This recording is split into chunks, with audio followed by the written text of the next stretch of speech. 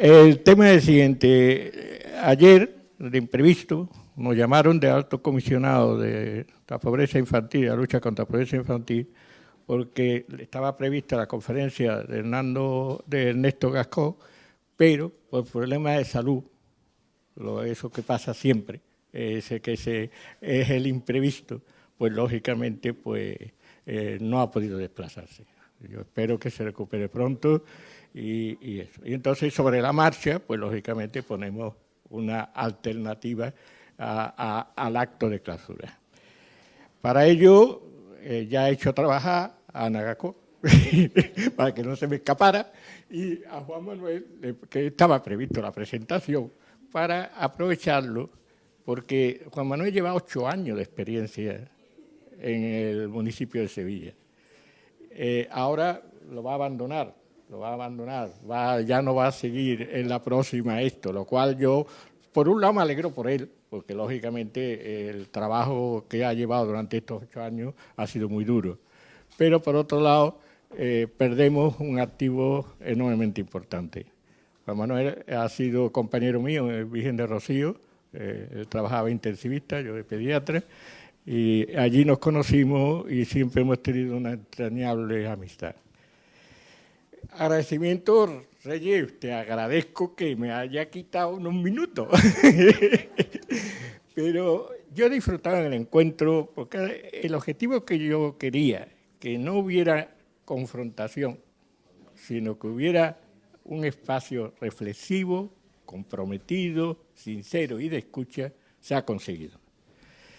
Y además hemos sacado ante todo una cosa clara, la necesidad urgente de impulsar estrategia cooperativa e innovadora. Lo que decía Reyes ahora, no tenemos más remedio que seguir trabajando conjuntamente en encuentros de este tipo. Cuando decía que os voy a hacer trabajar, es por lo siguiente. Clausuramos, pero no terminamos, porque si nos unimos y nos reunimos dentro de un año para decir lo mismo, y yo concretamente, como dije en la inauguración, desde la declaración amarilla hasta ahora ha pasado 8 años. O sea que tenemos que buscar fórmulas para que demos pasos adelante. Entonces, ¿qué es el trabajo que tenemos que hacer? Empieza por el trabajo de la cocina. Ya sabéis que la cocina son el grupo que formamos para impulsar todo esto, el lío del foro y de la organización. Primero nos queda ahora revisar las aportaciones, tanto las grabadas, excepto los talleres, que a ese trabajo ya le corresponde a los moderadores, para que nos entreguen la documentación final.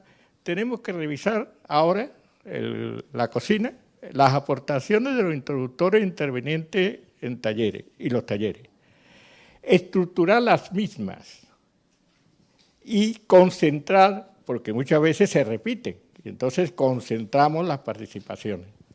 Luego tenemos que traer las conclusiones. A su vez, como lógicamente es un trabajo que hacemos nosotros, tenemos que hacer una validación externa de los que han asistido, por supuesto. O sea, sometemos esas conclusiones a la validación. Luego, subirlo a la web, y yo siempre soy partidario, no sé si usted está de acuerdo, que siempre haya publicaciones en papel. Concretamente ahora hemos hecho el 50 aniversario del Hospital Infantil, hemos hecho una memoria, la memoria al menos que tiene 600 folios. Claro, cuando yo le dije al gerente que iba a publicar una memoria de 600 folios, se tiraba de los pelos. Pero por lo menos se han hecho 100 ejemplares para que queden en los archivos, en las historias, para que efectivamente quede sobre el papel. Yo eso siempre creo que es muy importante. Y luego, y ahí es donde entra ya el compromiso de todos nosotros. Primero, habéis visto el documental corto. Tenemos que seguir sensibilizando a la sociedad a través del proyecto documental largo. O sea, tenemos que visibilizar la pobreza en la sociedad. Nosotros hemos trabajado con el documental corto en las 3 universidades, con los estudiantes, en colectivo, no sé cuántas veces lo hemos presentado. Y nos está dando un resultado impresionante, porque en la universidad son los alumnos los que exponen, no nosotros. O sea, le mandamos el corto, ellos lo analizan, ellos lo estructuran y luego lo discutimos con nosotros. Claro, todo eso son estrategias que son importantes. Luego, hay otra cosa que es muy importante. Vamos a recoger un material interesantísimo. Ese material interesantísimo hay que explotarlo, pero explotarlo entre todos. O sea que concretamente, por ejemplo, se trata en un momento dado un tema social que se pone de manifiesto, el suicidio, no sé cuánto, no sé qué. Pues entonces tienen que salir los que han estado aquí en salud mental para sacar un artículo o un reto y periódicamente yo le digo Coca-Cola, Coca-Cola. El que no estemos continuamente con las conclusiones que hemos tenido aquí, está continuamente mandando mensajes ya parciales a la sociedad a través de los medios de comunicación para que efectivamente poco a poco vayamos variando el tic de la ciudadanía. O sea que vaya a tener a vuestra disposición un material que puede ser muy útil desde el punto de vista de sensibilización social. A fin de cuentas, Acciones es un papel de pedagogía a la ciudadanía, pedagogía a los mismos profesionales, y me hizo mucha gracia que la antigua alcaldesa de Madrid, Encarna, en una jornada decía, y pedagogía a los políticos. Los políticos tienen que aprender, hay que formar a los políticos, porque es que verdaderamente esa pedagogía tiene que ir a través de nosotros. Y eso es una cosa que también quiero ya extraer. Además, como está grabado todo, de ahí se pueden sacar cortos para que ustedes, la universidad, lo tenéis a vuestra disposición para efectivamente usarlo como método pedagógico. Por eso digo que si hacemos uso de esto, puede tener mucha trascendencia. Y luego ya hago una propuesta que es la siguiente. Se ha hablado aquí de evaluación. Tenemos que evaluar este encuentro. Este encuentro hay cosas muy positivas, pero hay cosas que el mismo Ignacio nos ha criticado de que hemos dejado a los jóvenes fuera. Y tiene toda razón, excepto menos mal que no ha tenido una chica preciosa. Pero la verdad es que hay cosas que son positivas y otras que son mejorables. Entonces, yo le he propuesto a la cocina, y creo que estaréis de acuerdo, de que el comité organizador, que no hemos sido lo de la cocina, el comité organizador está constituido por las universidades, por la diputación, por el ayuntamiento, por miembros de todo lo que estáis aquí, que el comité organizador se le cite tras la Semana Santa para que haga una evaluación de qué hacer con vista de futuro. Convocamos reuniones anuales de estos encuentros. ¿Qué tipo de metodología? Por ejemplo, yo he echado de menos que los debates se nos han quedado cortos. O sea, ¿qué tipo de...? Si hemos sido ambiciosos y hemos querido coger muchas temáticas, a lo mejor no nos interesa hacer tantas temáticas. O sea que no lo sé. Pero para eso está el comité organizador, que lo convocaremos para que haga una evaluación y posibles mejoras y posibles propuestas. Y como veis, me callo. Ahora le cedo la palabra a Ana Gascó y luego a Juan Manuel para que nos explique un poco su experiencia. No sé si ya se me oye, ya no me hace falta esto. Bueno, pues he hablado demasiado antes, así que casi he dicho todo lo que quería decir, pero quizá quedan algunas cosas más y querría conectarlas con lo que acabas de decir precisamente ahora, ¿no? Creo que la concienciación social es fundamental, que este tipo de encuentros y que haya un vídeo, además, largo, corto, para visibilizar en todos los ámbitos, en la universidad en particular, ¿no? Porque yo creo que en concreto los economistas necesitan ver muchas cosas como esta, ¿no? Y una de las cosas que he comentado con alguien después de ver la película es precisamente esto lo tienen que ver los alumnos de economía, ¿no?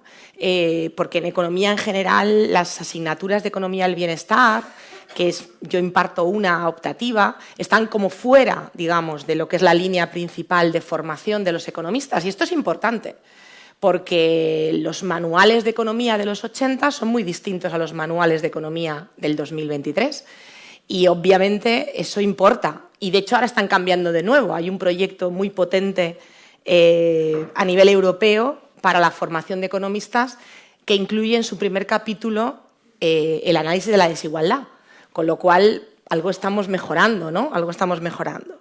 Y me parece que es fundamental la reflexión social. En realidad, lo que tiene la población española es que reflexionar sobre qué modelo de sociedad quiere.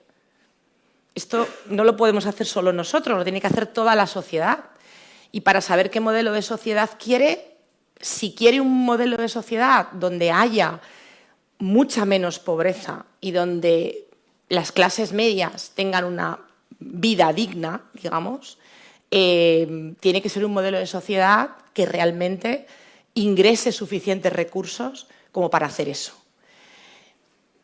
Todo no se puede tener, es decir, no podemos tener, desde mi punto de vista, una presión fiscal baja en el contexto europeo, porque es así, es una presión fiscal baja, y en ese sentido también subrayo no solo en renta, porque creo que un punto fundamental es que aquí estamos mirando el diagnóstico de hoy. Pero ¿qué pasará mañana? ¿Cuáles son las dinámicas de mañana? Aparte de los shocks que podamos tener económicos, tenemos una variable, desde mi punto de vista, de nuevo, crucial y que también en el libro blanco hay un capítulo entero dedicado a ella, que es la acumulación de la renta en forma de riqueza. Y esa acumulación de la riqueza de los que tienen más riqueza es algo que se ve claramente que está desarrollándose muy rápidamente. Es decir, hay una generación fundamentalmente más joven, un poquito más joven que, perdón, más mayor que yo, de 50 para arriba, que ha acumulado una cantidad de patrimonio a unos precios seguramente más bajos de los que hoy cuesta la vivienda y que va a transmitir a su siguiente generación. Y entonces los jóvenes, que hoy son jóvenes con muchas dificultades en el mercado de trabajo, muchos de ellos, se les va a sumar otra desigualdad, que va a ser la desigualdad de riqueza, porque no todos van a transmitir lo mismo. Los que vienen de un origen social alto van a recibir mucho más capital, bueno, en economía se llama capital, pero bueno, patrimonio, digamos, que otros. Y ese capital produce rendimientos. Y una de las cosas importantes es que esos rendimientos, lo que estamos viendo es que en los últimos 10 años los rendimientos del patrimonio superan a los rendimientos del trabajo. Entonces eso nos convierte en una sociedad de rentistas, por decirlo de alguna manera. Eso es el futuro, ¿eh? El futuro va a ser... En el futuro, desde mi punto de vista, va a ser más importante tu nivel de riqueza que tu nivel de renta incluso. No, la renta va a ser importante, pero quiero decir que va a determinar muchas oportunidades la riqueza que tengas. Y esa transmisión se va a producir de forma muy desigual. Y hay mucha discusión en la sociedad sobre los impuestos a la riqueza y sobre los impuestos a las sucesiones, ¿no? Y el impuesto sobre el patrimonio, el impuesto de sucesiones. Y no es nada popular el impuesto de sucesiones, más bien al contrario, con un desconocimiento enorme de lo que supone, porque realmente el impuesto de sucesiones está muy centrado en los más ricos, ¿no? Y no toca prácticamente a los que están en posiciones mucho más intermedias, ¿no? Y bajas, claro. Pero bueno, la discusión social no es esa, es más bien al contrario. Es más bien al contrario. Entonces, yo creo que tenemos todos... Toda la sociedad tiene que hacer una reflexión de qué tipo de país quiere a futuro, porque si no nos preocupa que nos volvamos una sociedad muy, muy polarizada en riqueza y en renta, pues probablemente los políticos es lo que querrán hacer, como es lógico, porque querrán que la gente les vote, ¿no? Y por tanto, ese es un tema crucial a futuro. Luego, hay bienes preferentes, claramente preferentes, educación, salud y vivienda. Y también tendremos que reflexionar, sobre todo en el último, qué queremos hacer, porque está ligado, ¿no?, a lo que acabo de decir, a la riqueza, ¿no? Y el acceso a la vivienda para los jóvenes está siendo muy, muy difícil, con unos precios muy diferentes respecto a la renta que tienen en relación con otras generaciones previas. A pesar de la discusión de, bueno, yo también compré un piso muy caro con mucho tipo de interés en los años 70, pues no es cierto. En realidad el coste económico de una vivienda media es mucho más alto hoy que lo ha sido nunca, ¿no?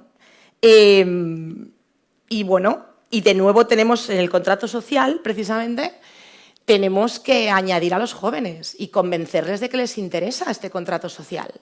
Porque lo mismo, si no hacemos políticas hacia esas familias con menores, a esa juventud, pues no les parezca interesante el contrato y opten por la reducción de la intervención, si queréis, del Estado y con una sociedad mucho más individualista, digamos, ¿no? Centrada en lo privado. Y para eso no solo hay que, digamos, mantener el sistema de pensiones, que es fundamental, porque lo que no podemos es hacer un conflicto intergeneracional.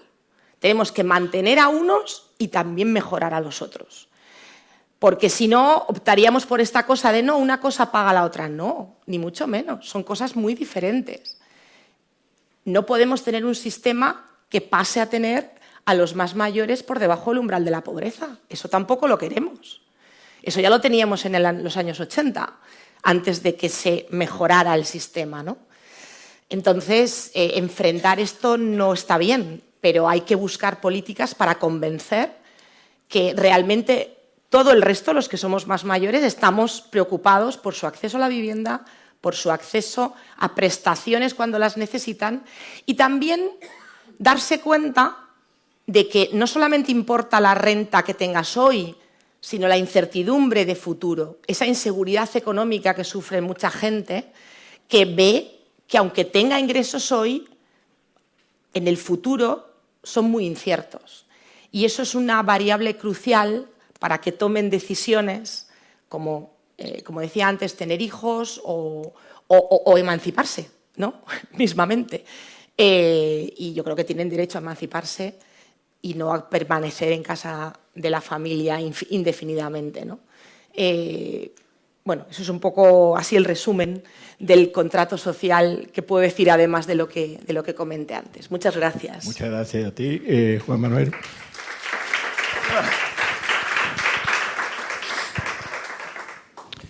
Bueno, buenas tardes.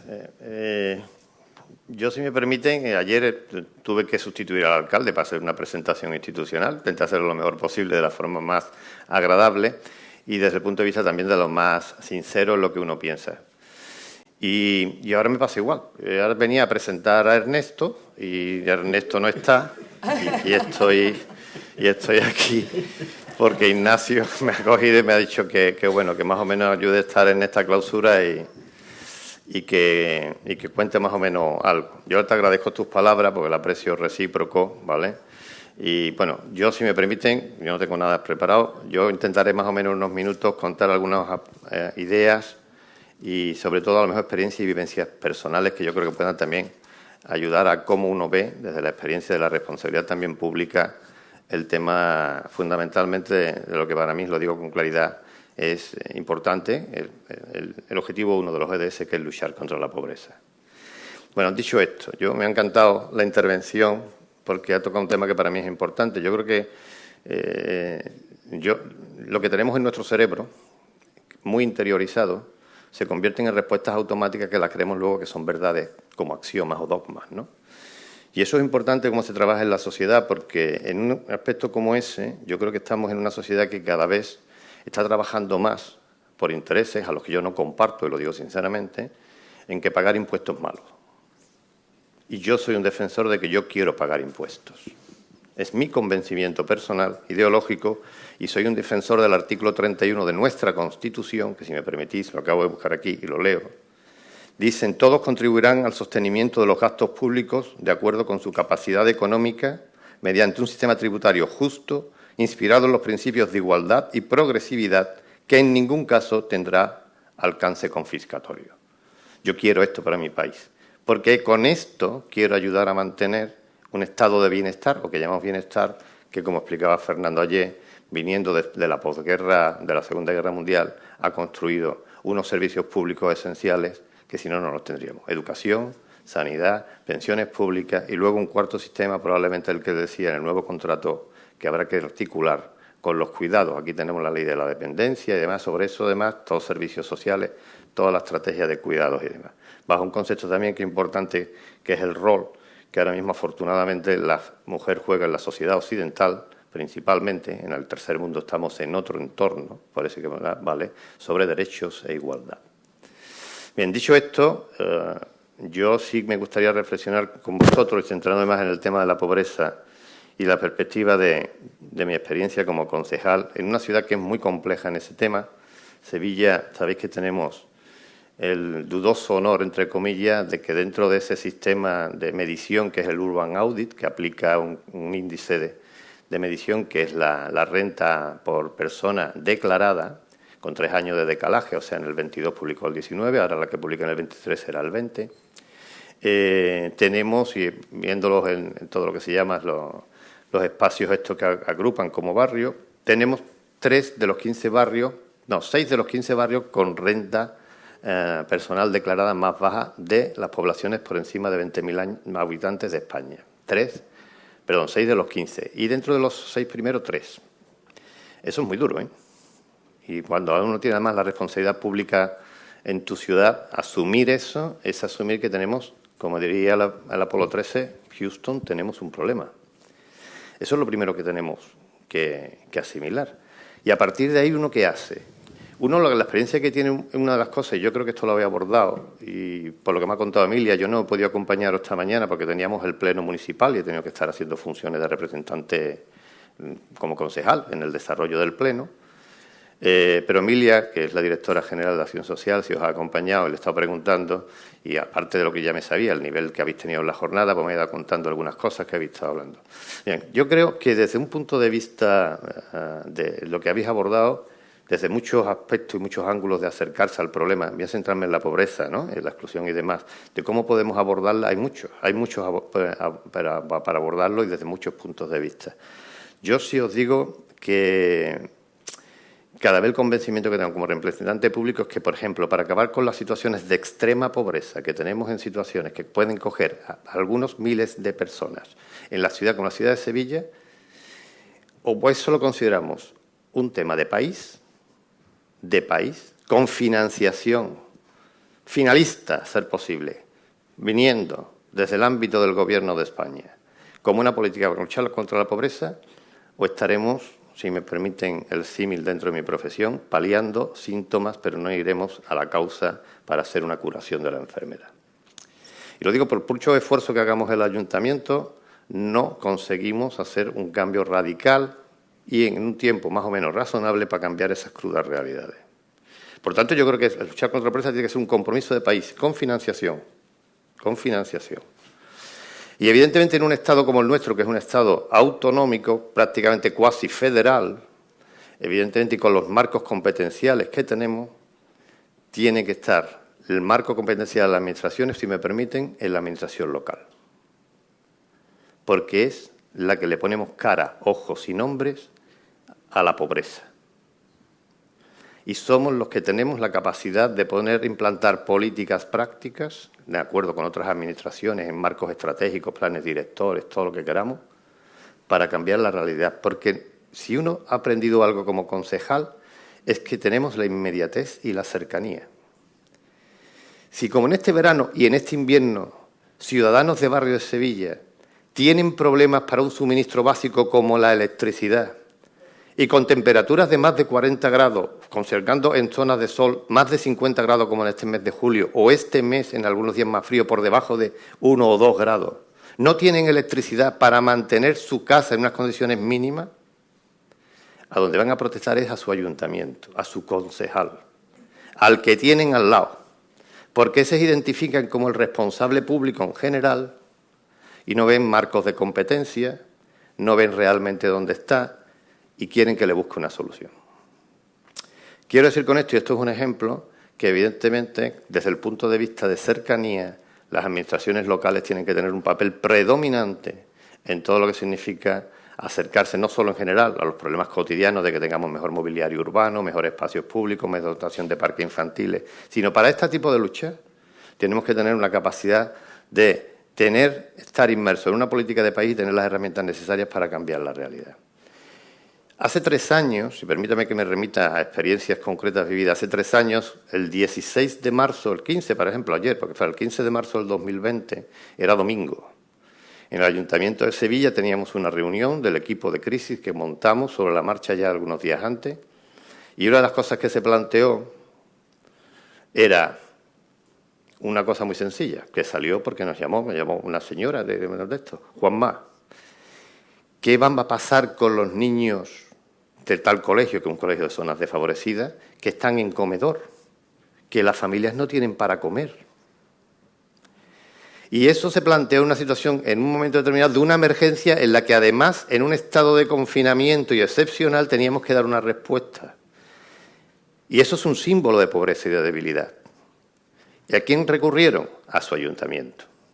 ¿Quién tuvo que montar, luego activando también otras administraciones y demás? El ayuntamiento.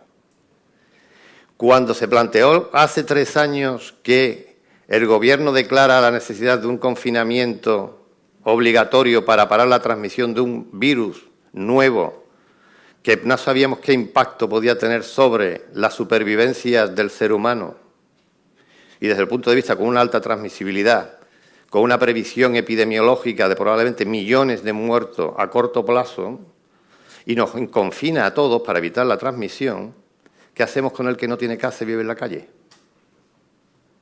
Pues hubo que buscar desde el ayuntamiento una respuesta inmediata para asegurarle la obligación, el deber y el derecho al confinamiento que el resto de ciudadanos que tenemos vivienda teníamos que hacer. Y hubo que buscarle recursos. ¿Quién lo hizo? Su ayuntamiento, aquí en Sevilla. Disculpad que me hayan puesto, no quiero ponerme tampoco ni teatral ni novelesco, pero a muchas veces las anécdotas y estas cosas yo creo que reflejan mucho lo que intento más o menos transmitir, ¿no?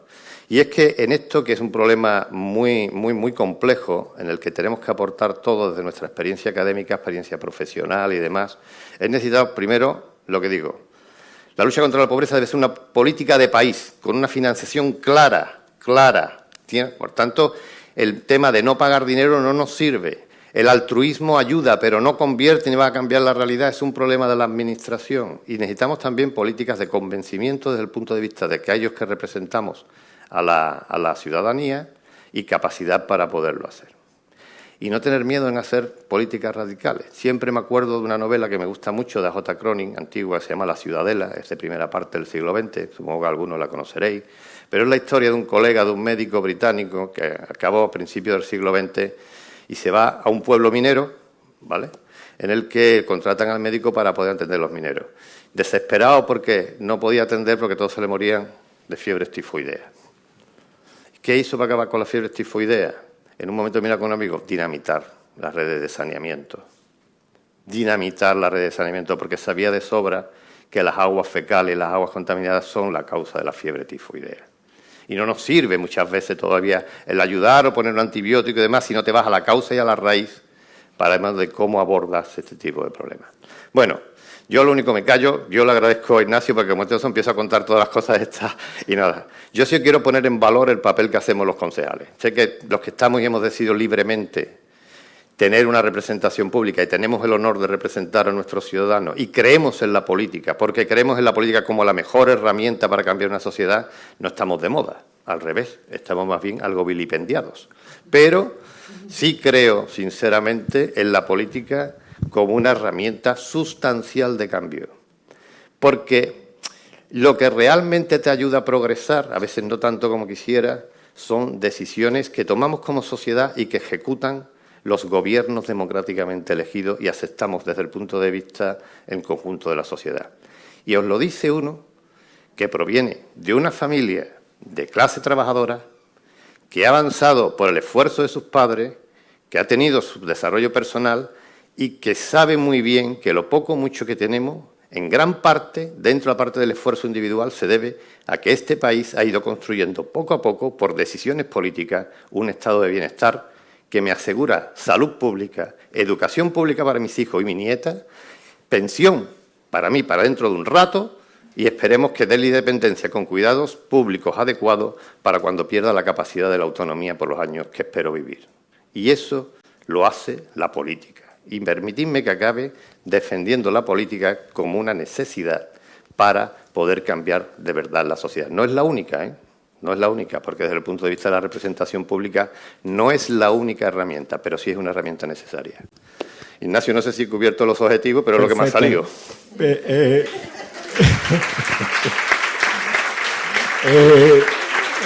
Lo que... Juan Manuel, pensión para mí ya, ¿eh?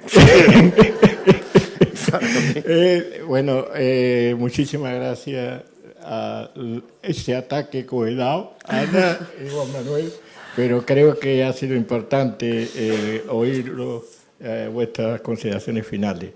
Muchísimas gracias a todos y como hay que darle solemnidad, queda clausurado el encuentro. Muy bien.